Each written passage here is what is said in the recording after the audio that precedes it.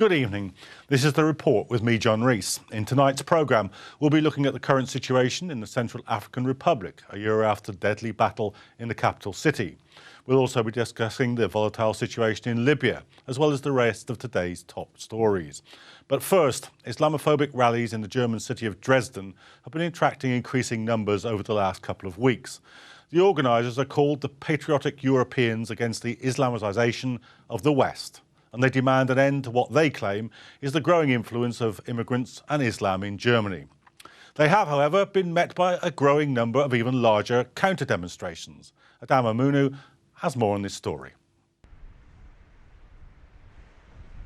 A record 18,000 people marched on Monday in the latest anti-immigration rally in Dresden, Germany, in defiance of calls by Angela Merkel for Germans to snub the protests. Protesters in the group Patriotic Europeans against the Islamization of the West, or PEGIDA, waved Germany's black, red and yellow flag and posters with slogans such as "Respect and tolerance for our people too." They also chanted "We are the people," a slogan used by anti-communist protesters in the run-up to the fall of the Berlin Wall. They call for an end to what they see as an encroachment of religious fanaticism in the country, with slogans such as "Against religious fanaticism." Whilst the Dresden weekly rallies have consistently grown in size, elsewhere in the country, counter-demonstrators outnumbered anti-immigrant protesters. In Cologne, there were 10 times as many counter-demonstrators as protesters, and in Berlin, there were 5,000 counter-demonstrators compared with only 400 anti-Muslim protesters. However, in a poll of 1,006 people published in Germany's Stern magazine, 13% of those surveyed, which is 1 out of 8 Germans, said they would join a PEGIDA march if one was organised in their locality. 29% said Islam was having a great influence on Germany and that the marches were justified. 2/3 believed an Islamization of Germany was an exaggerated term, with many concerned about the numbers of asylum seekers from countries such as Syria. In her New Year address, which took place last week Monday in the eastern town of Neustrelitz, Merkel congratulated those who opposed anti-Muslim protesters, stating that their hatred had no place in German society. Du bist beharrlich, wenn es darum geht, für Toleranz und für Freiheit einzutreten. Ich möchte das noch einmal sagen, dein Engagement gegen Rechtsextremismus, wir haben uns über die Frage NPD-Verbot kräftig gestritten, ist unbestritten und von allergrößtem Wert hier im Lande. Denn wir müssen hier Flagge zeigen und sagen, dass Rechtsextremismus, Fremdenfeindlichkeit, Antisemitismus nirgendwo in unserer Gesellschaft einen Platz finden dürfen. Und du hast dich dafür immer stark gemacht, auch in Ecken und Teilen des Landes, wo das leider viel mehr Realität ist, als wir uns das wünschen. Danke dafür. The backlash against movements like PEGIDA may be welcomed by the German government, but the underlying issue creating and intensifying these weekly protests is the perception that Islam and immigration is taking over German life. As Germany receives more refugees than any other EU country, it seems the German government need to do more to address the cries of these protesters. Emine, The Report.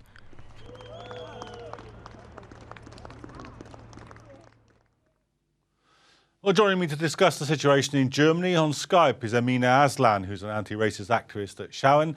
And on the phone, I'm joined by freelance journalist and campaigner Mark Bergfeld. Welcome to the show, both of you. Mark, why have these demonstrations become so large and why are they centred on Dresden?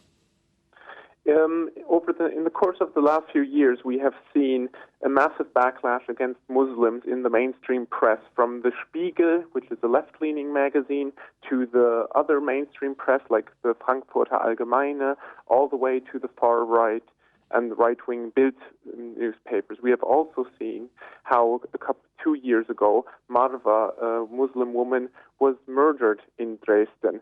what we see in Dresden at the moment is a low level of immigration after the collapse of the Berlin Wall and a continued resentment against immigration, against asylum seekers, against the Turkish population. And so the protests have concentrated on Dresden, first of all and foremost, because of the underlying racism I've described, and secondly, because of the discontent of not being heard by the mainstream political parties, such as the CDU. Okay. Emine, just give us a sense of the proportions of people that are attending these anti-Islam, anti-Muslim demonstrations and the scale of the protests opposed to them. What's the balance of the scale of those demonstrations? I think it's constantly changing. At the beginning, there were like a lot of people joining the anti-Islam rallies. The last days, we saw increasing counter demonstrations, which is actually a really good thing. I heard from some friends in Berlin that the anti-Islam rally couldn't even walk far at that day because the counter demonstrations blocked the whole area. So I think stuff like that is a huge success, but I think it's not enough for the situation right now. And Mark, is that your sense that the Dresden rally started off a kind of, setting the agenda, but now the opposition to them is growing? Yeah, we need to be clear about the fact that the Dresden demonstrations remain the largest within the country. Everywhere else, in Munich, in Cologne yesterday, in Berlin, and in other Western German cities, the protesters have never gathered more than 200 to 300 people. And broad opposition is commonplace. So yesterday, the Catholic cathedral in Cologne, the biggest Catholic cathedral, turned off its lights against PEGIDA and the anti-Muslim racists. We have seen churches mobilized in support of the counter-mobilizations against PEGIDA, and we have seen broad-based opposition from everyone to the SPD, to the Green Party, the Left Party, and other civil society groups coming out in support of the Muslim community. Is this partly then a case that East and West Germany are still, despite unification, very different places? In fact, that's absolutely correct. There's less than 2% Muslims in the federal state of Saxony. There's something 0.5% of Muslims only in Dresden itself, whereas West Germany, over the last 20 years or so, has become a multicultural entity where integration has become commonplace. The East very much remains separated from that tendency, and so of course this resentment against the other, against Turkish migrants, against Greek migrants, against refugees, remains much stronger in those areas which see the least immigration to their places. Yes, and of course we see a very similar pattern with UKIP support in this country. But Emine, what's the response of the Muslim community and included in that the Turkish community, which has a very long tradition of political activism in Germany? Yeah, there are actually mixed feelings. I saw a lot of people were really they are really warmed by the symbol of the Catholic Church in Cologne.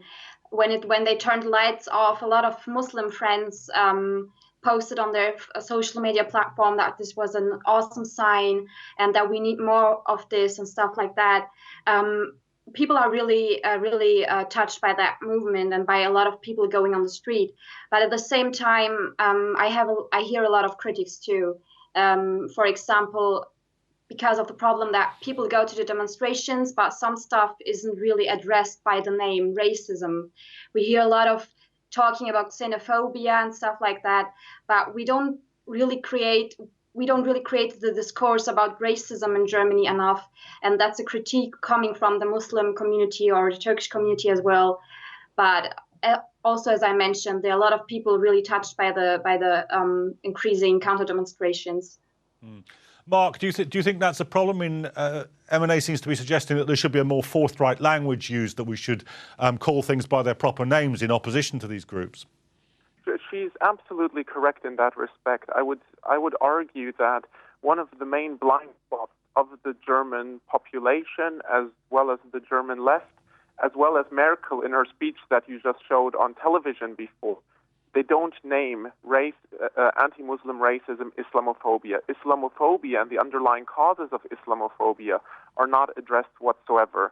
So currently, in the context of ISIS, in the context of growing Muslim refugees entering Germany, we're not addressing the fact that actually Muslim people in Germany remain second-class citizens all throughout our society, and that can only be addressed by the popular movements we're seeing at the moment. But even those movements often are just anti-Nazi rather than being also anti-Islamophobic in the sense of standing up for their fellow Muslim citizens.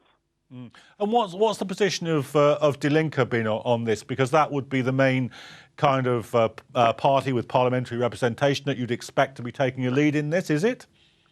Die Linke has played a role inside of the protest against PEGIDA and has played a consequent role in being against anti-Muslim racism. However, there are problems because of the way that the Turkish section of the population hasn't been integrated into many of the German structures of the left because of various historical problems.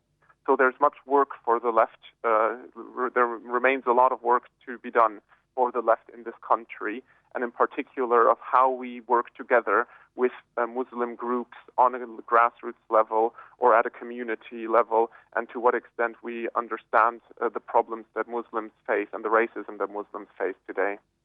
Emine, just one last question.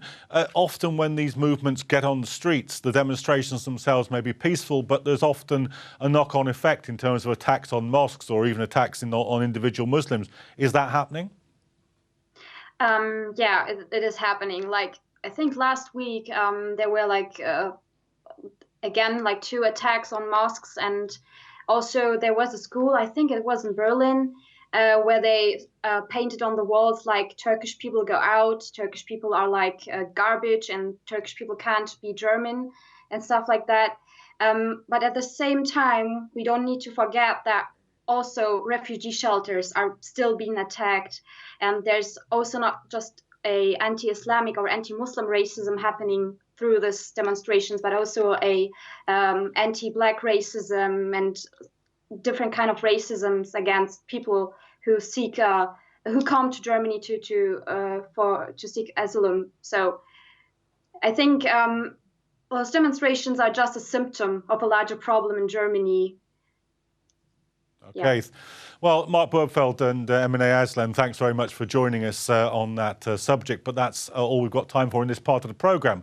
Stay with us for the second part of the show, when we'll be taking a look at the rest of today's top news stories and having a look at what you've been saying on Twitter. Stay with us.